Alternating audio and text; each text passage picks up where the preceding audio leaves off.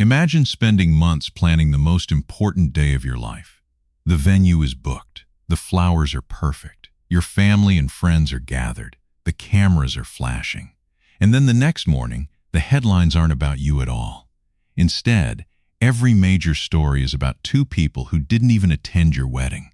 Sounds unbelievable, right? Well, that's exactly what happened when Peter Phillips married Harriet Sperling. And somehow, the media turned the entire event into another chapter in the never-ending Harry and Meghan saga. Welcome back to the channel. Today we're diving into a fascinating article that raises a bigger question than just one royal wedding. Why does every royal event seem to become a story about Harry and Meghan? Peter Phillips and Harriet Sperling should have been the stars of their own wedding coverage. Instead, headlines focused on Prince Harry's absence, old family drama, and speculation about relationships that may or may not even exist anymore. We'll look at how the media framed the story, why Harry's name continues to dominate royal coverage, and whether the royal family may have unintentionally created this situation themselves. Let's get into it. He, wedding, that, wasn't allowed, tobe, aboot, he, bride and Rome, a wedding age Rome. A wedding is supposed to be about one thing, the couple, the dress, the ceremony, the family moments, the celebration. Yet much of the reporting surrounding Peter Phillips and Harriet Sperling's wedding focused on something entirely different. Prince Harry and Meghan Markle. Instead of asking what Harriet wore, how the ceremony went, or what the couple's future plans might be, many outlets were obsessed with one question. Why wasn't Harry there? Think about that for a moment.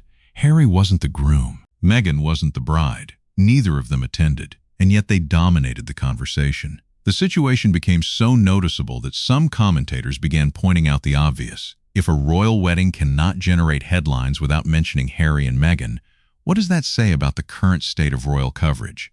The headline, that said everything. One article in particular grabbed attention. A major royal correspondent published a lengthy piece explaining why Prince Harry allegedly avoided the wedding. The headline itself was almost comically long. Rather than focusing on Peter Phillips or Harriet Sperling, it centered entirely on Harry's supposed reasons for staying away. The story revisited an incident from Peter Phillips' first wedding back in 2008. According to reports, Harry was reportedly upset when exclusive wedding photographs were sold to a magazine without certain family members being informed in advance.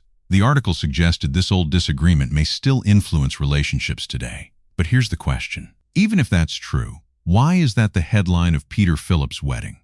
Why isn't the headline about Peter Phillips? Why isn't it about Harriet Sperling? Why does Harry continue to be the center of attention, even when he's absent? Those are questions worth asking. Harry and Meghan. He story that never goes away. One thing has become impossible to ignore. Whether royal commentators support Harry and Meghan or criticize them, they continue talking about them. Constantly. For years, we've heard claims that Harry and Meghan are irrelevant. We've heard predictions that public interest would disappear. We've heard suggestions that people have moved on. And yet every major royal event somehow circles back to them. A coronation? Harry and Meghan. A royal tour? Harry and Meghan.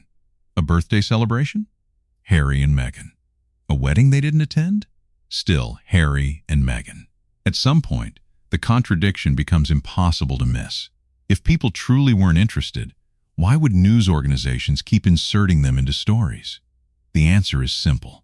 Because Harry and Meghan generate attention. They generate discussion. They generate clicks. And in today's media environment, attention is currency. ARETA really ducking the family? Another phrase that appeared repeatedly was the idea that Harry was ducking family events. But let's examine that carefully. Not attending an event isn't automatically the same thing as avoiding people. There are countless possibilities. Maybe he wasn't invited. Maybe he had other commitments. Maybe relationships have naturally drifted apart over time. Maybe he simply chose not to attend. All of those scenarios are possible. The reality is that adults make choices about where they spend their time. Most people have relatives they rarely see. Most people have family gatherings they don't attend. That doesn't automatically mean there's some dramatic conspiracy behind it. Sometimes people simply choose peace. Sometimes they choose distance, and sometimes two sides simply move on with their lives. The media often presents every royal absence as a major statement. But in reality, not every invitation carries a hidden message. He double standard in royal coverage. The article also touched on another recurring issue, royal double standards. Over the years, certain stories about Meghan have been repeated so often that many people accept them as fact, despite the lack of direct evidence. One example frequently discussed involves claims about Queen Elizabeth's opinions regarding Meghan's wedding dress. The problem is that these claims often rely on unnamed sources, secondhand accounts, or speculation. Yet they continue to circulate. Meanwhile, other royal figures are often given the benefit of the doubt. This creates a frustrating dynamic. People begin debating rumors instead of facts. Commentators build entire narratives around assumptions, and eventually those assumptions start being treated like established truth.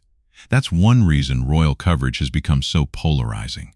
The line between reporting and speculation often becomes blurred. The royal family's biggest media problem. Here's where things get really interesting. What if the royal family's biggest media challenge is one of its own making? For years, Harry and Meghan were central figures within the institution. Their popularity was enormous.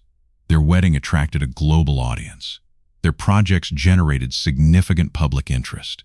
When tensions emerged, many believed the best strategy would have been unity. After all, a popular family member can elevate the entire family's profile.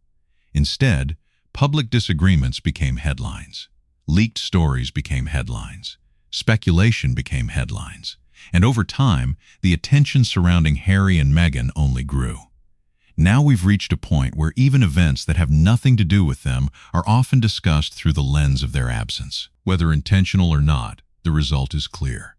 The conversation keeps returning to the Sussexes. He pi puli who deserve he spies polite. Lost in all of this are Peter Phillips and Harriet Sperling. By all accounts, the wedding itself looked beautiful. Harriet's dress was elegant, timeless, and perfectly suited to the occasion. The photographs showed a happy couple celebrating a meaningful milestone. And honestly, that should have been the story. Not Harry, not Meghan, not old grievances, not speculation. The bride and groom deserve to be the focus. Regardless of where anyone stands on royal family drama, weddings should belong to the people getting married. That's what makes the situation so strange. The biggest discussion surrounding the event became two people who weren't even there. At the end of the day, this story raises a fascinating question. Has the media become so dependent on Harry and Meghan that it can no longer cover royal events without mentioning them? Or is public interest in the Sussexes simply too strong to ignore? I'd love to hear your thoughts. Do you think the coverage of Peter Phillips and Harriet Sperling's wedding was unfairly overshadowed by Harry and Meghan? Or was the media simply reporting what readers wanted to know? Let me know in the comments below. If you enjoyed this video, don't forget to like, subscribe, and turn on notifications so you never miss future royal news and analysis. Thanks for watching, and I'll see you in the next video.